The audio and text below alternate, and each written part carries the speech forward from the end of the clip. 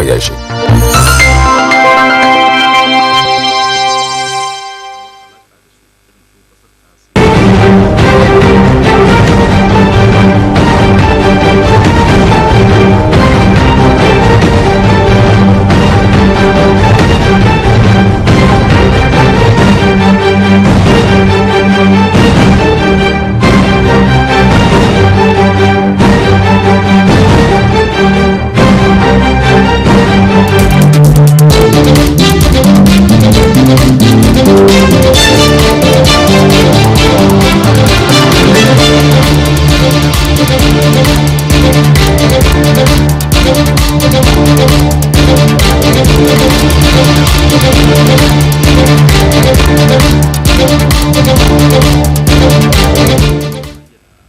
Toujours ravi de vous retrouver sur les antennes de la télévision Tambara. Messieurs, dames, bonsoir et bienvenue à la grande édition d'information du soir.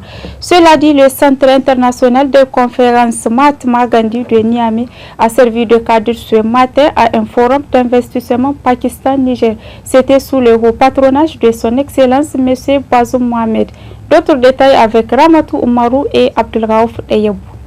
Cette première édition du Forum d'investisseurs au Niger, qui a pour thème Niger, porte d'entrée des investisseurs pakistanais en Afrique, vise à encourager la promotion et le développement des partenariats entre les hommes d'affaires du Niger et du Pakistan sur les opportunités de réalisation de projets industriels nigériens. Et les acteurs économiques bénéficient d'un environnement économique favorable à tout égard pour exploiter les nombreuses potentialités dont regorge ces pays, dont entre autres un important potentiel minier et pétrolier en cours d'exploitation ou à la recherche d'investisseurs, plusieurs filières porteuses qui sont le bétail et ses dérivés, les produits agricoles et maraîchers, dont le sésame, l'oignon, la gomme arabique, l'arachide et les souchets, pour ne citer que cela. Un artisanat riche et varié, des sites culturels et touristiques attrayants, des secteurs de bâtiments, des transports, de la santé et de l'éducation en plein essor, une population jeune, apte et disposée au travail et à l'apprentissage. L'ambassadeur du Pakistan au Niger et le ministre fédéral chef de la délégation pakistanaise réitèrent leur partenariat avec le Niger. Présent pour la circonstance, le premier ministre chef du gouvernement a salué la coopération entre le Niger et le Pakistan. Ce dernier est revenu sur l'importance qu'accordent les autorités de la 7e République à l'exploitation des potentiels économiques du Niger et a aussi rappelé l'objectif visé à travers ce forum d'investisseurs. L'organisation de ce premier forum d'hommes d'affaires pakistanais au Niger vise principalement à encourager la promotion et le développement des partenariats entre les hommes d'affaires des deux pays sur les opportunités de réalisation de projets industriels nigériens touchant notamment le développement des chaînes de valeur agro-silvopastorales et halieutiques. À cet égard, les objectifs visés sont notamment accroître les investissements directs étrangers, positionner le Niger sur la carte mondiale en matière d'investissement compatible avec les objectifs de développement durable, favoriser les partenariats publics-privés en vue de la mise en œuvre du plan de développement économique et social. Ce premier forum d'investisseurs représente un défi pour les hommes d'affaires que vous êtes et que vous devez relever afin qu'ils servent de levier pour l'organisation de prochains forums avec d'autres pays comme invités. Je voudrais lancer un appel à nos hommes d'affaires afin de saisir cette opportunité unique d'échange avec les leaders du secteur privé pakistanais pour nouer des relations de partenariat nécessaires en vue d'entreprendre et de mettre en œuvre ensemble des projets industriels de transformation de matières premières et de production industrielle à diverses échelles. Notons que les travaux de ce forum d'investisseurs entre le Niger et le Pakistan va renforcer les liens et la concrétisation des projets de partenariat envisagés entre les entreprises pakistanaises et nigériennes. Parlons à présent de santé dans cette édition pour évoquer la qualité de l'air respiré par les riverains de la centrale de Goudel. Quels sont les problèmes auxquels ces riverains font face? Le reportage est signé Zainabou Gagara et Kantama Ibrahim. Partout autour de nous, l'air est parmi les besoins essentiels à la vie de l'être humain, qui ces derniers le respire automatiquement. Veiller à la qualité de l'air que la population respire incombe aussi à la responsabilité du gouvernement, car si ce terre est pollué, il n'est pas sans conséquences néfastes sur la santé.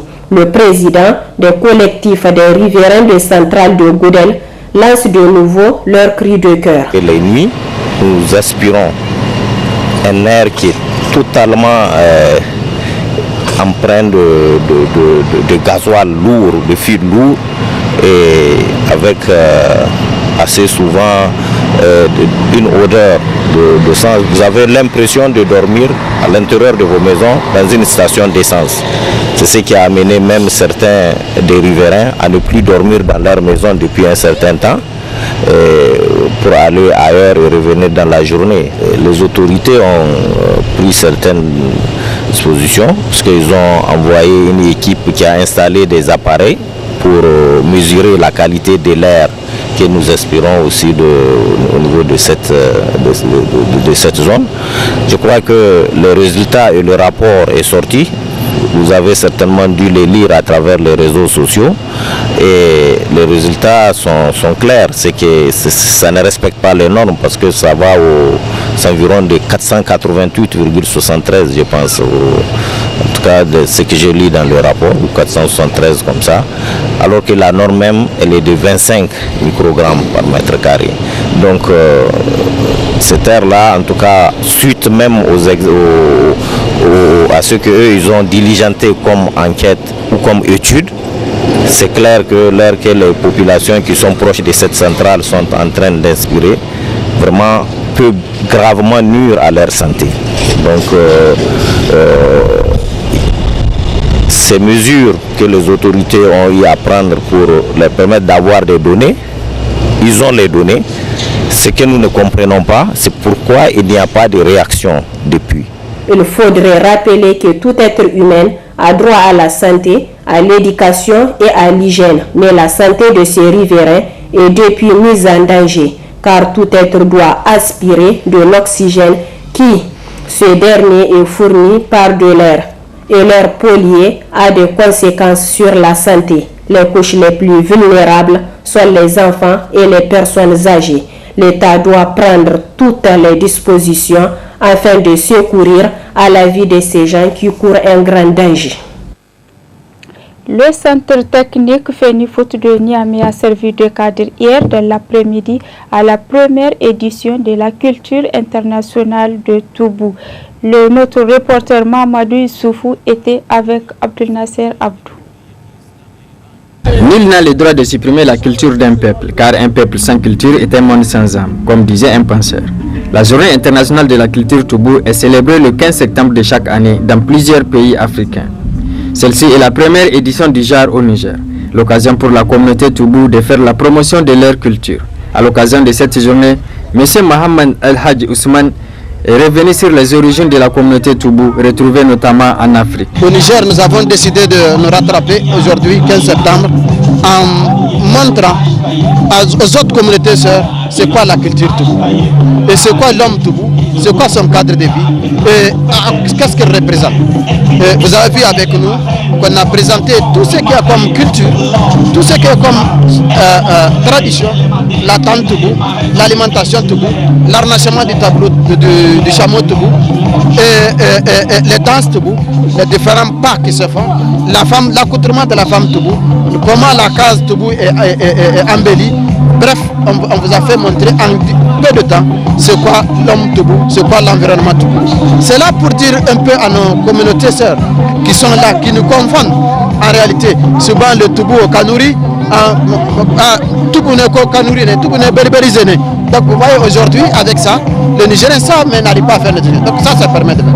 Ensuite, étant une communauté vivant dans un espace austère loin des grands centres, qui, si avec la mondialisation, avec la technologie, si nous ne permettons pas à ce que notre culture soit connue, nous risquons cette culture risque de disparaître.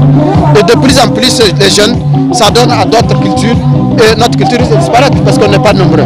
Donc c'est pourquoi nous avons voulu pérenniser cette culture. culture, en faisant cette journée du 15 septembre, une journée internationale de la culture Toubou, où partout où les communautés Toubou se retrouvent, en Europe, en Asie, en Afrique, faites cette journée-là. Donc pour que dire à nos communautés sœurs, voilà, nous avons une culture et nous vivons.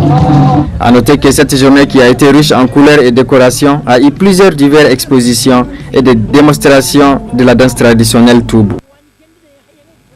Vernissage des courts-métrages réalisés dans le cadre de Yali Film School hier par Alab Niger au canal Olympia de Niamey. Suivez plutôt ce compte rendu. Ce grand vernissage organisé par l'AB Niger en partenariat avec l'ambassade des États-Unis au Niger dans le cadre du projet Yali Film School relatif à la réalisation des courts-métrages a enregistré la présence des jeunes et femmes leaders et entrepreneurs. Un projet qui vise à initier les meilleurs talents des femmes au Niger. Pour la formatrice, ce projet a pour but d'accompagner et valoriser d'une part l'entrepreneuriat féminin et d'autre part l'autonomisation totale des femmes dans la société. L'initiative c'est quoi? C'est de faire en sorte de donner aux femmes des outils pour leur permettre de s'exprimer et de faire exprimer d'autres femmes. Donc les 10 films qui ont été réalisés, dont nous sommes à leur vernissage aujourd'hui, c'est un travail qui a duré 10 mois, de la formation à réalisation à l'écriture du projet, à la matérialisation de cette idée de film-là. Donc ça nous a pris 10 mois. Il y a 3 régions qui sont concernées parce que nous avons eu à faire un appel à candidature. Nous avons eu plus de 150 dossiers, mais il fallait choisir 10 filles. Et de façon générale, ces films-là, ils traitent de la question de la femme. Donc la femme était vraiment à l'honneur. Donc c'est des thématiques allant sur les questions du harcèlement sexuel en milieu scolaire et professionnel. Mais il y a aussi des thématiques en fait un peu particulières qui n'ont pas l'habitude d'être traitées, comme la question de violence sur des personnes en situation de maladie mentale, ou la question du divorce en fait. Quand une femme divorce et qu'il fallait se remarier, elle ne pouvait pas, elle n'a pas entre guillemets le droit d'aller avec un célibataire. Donc c'est toutes des thématiques comme ça, immigration clandestine. Donc c'est vraiment des thématiques axées sur des problèmes sociaux les plus récurrents dans notre vie que ces filles-là ont eu à documenter. 10 films de court-métrage sur le financement de l'ambassade des États-Unis au Niger ont été réalisés par ces jeunes femmes leaders. Mon sujet, c'est un problème social. Tout le monde sait. Si la personne ne sait pas, la personne a entendu que les femmes déficientes mentales sont agressées sexuellement. Et qui sont ces gens-là qui sont derrière ces pratiques? C'est des personnes assoiffées de pouvoir, assoiffées de richesse. Donc si ces femmes malades mentales tombent dans leurs mains, les griffes de ces prédateurs sexuels, elles tombent enceintes et donnent naissance à des enfants de pères inconnus. Donc moi, je me suis portée garante d'être la voix de ces sans-voix, parce que c'est des sans-voix. Donc je veux porter haut leur voix. Les femmes-là, elles ont des droits tout comme nous. Elles ont droit à la santé et droit à la protection, mais elles ne sont pas protégées.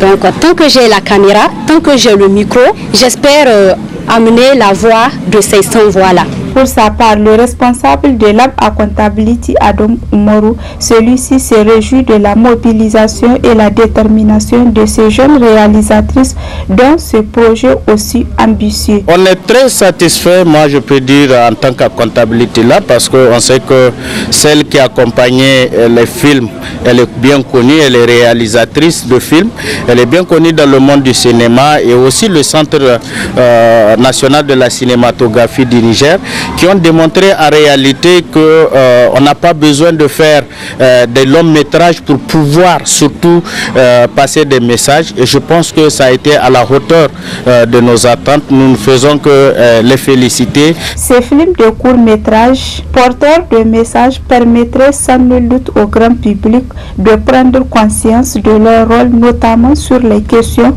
de leadership, l'entrepreneuriat et surtout l'autonomisation des femmes pour une vie décente dans cette société. Le comité exécutif de l'Union des étudiants nigériens de l'Université de Niamey a rendu public cet après-midi une déclaration de presse qui est relative à la situation sociopolitique et académique. Je vous propose de suivre la teneur dans cet extrait.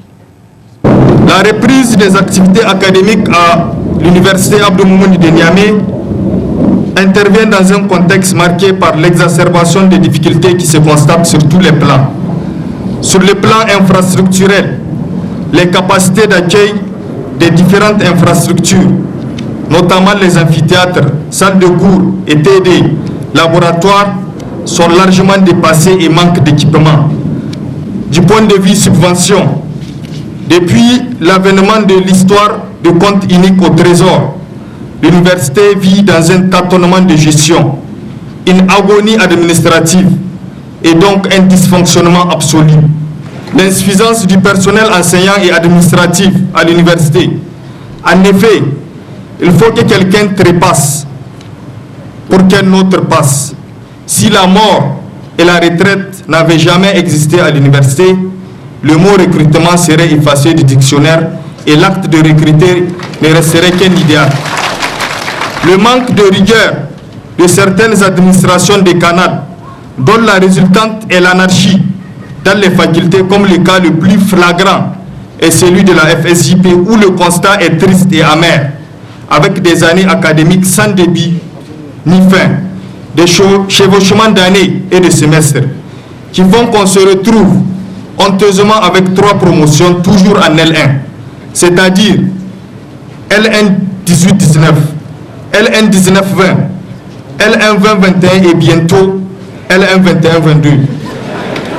Au plan social, loin de toute hyperbole et ou de dramaturgie, l'indifférence des autorités face au problème de logement est un crime contre l'enseignement supérieur au Niger. En témoigne l'incapacité, sinon le refus affiché du ministère à au moins réfectionner les bâtiments moyenâgeux en état totalement délabré. Les conditions dans lesquelles sont transportés les étudiants symbolisent les camps de concentration nazis et fascistes. Sinon, comment comprendre que des bus de 60 à 70 places, déjà vieux et totalement paralysés, se trouvent à transporter près de 200 étudiants. Et ce, sous le regard complice des autorités non encore satisfaites du sang des martyrs versés dans nos rangs. Comment imaginer, même en temps normal, que 22 bus puissent être destinés à plus de 30 000 étudiants à l'université Abdou Moumouni de Niamey? Le comité exécutif s'insurge par rapport à l'attitude caméléonesque dans le traitement des dossiers et le paiement de l'aide sociale de la 3e tranche de bourse, c'est-à-dire celle du mois d'avril, mai, juin et celle de la bourse de vacances, alors même qu'elles ne sont que des droits les plus absolus aux étudiants pour s'en procurer des modules et fournitures académiques. À tout cela s'ajoute surtout l'attitude du ministère en charge de l'enseignement supérieur, qui développe l'apologie des jeux de conscience, la culture populaire de la fourberie, de la tromperie, de la violation et de la banalisation des revendications de l'UNUN et de l'ISN de façon générale. C'est ici que s'achève cette édition d'information du soir. Messieurs, dames, merci pour votre aimable attention et passez d'excellents moments en compagnie de nos programmes. Au revoir.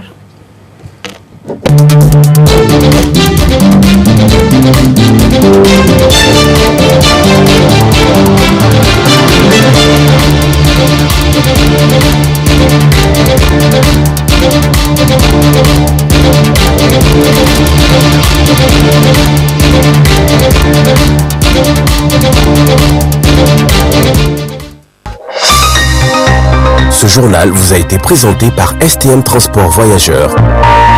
Une nouvelle façon de voyager.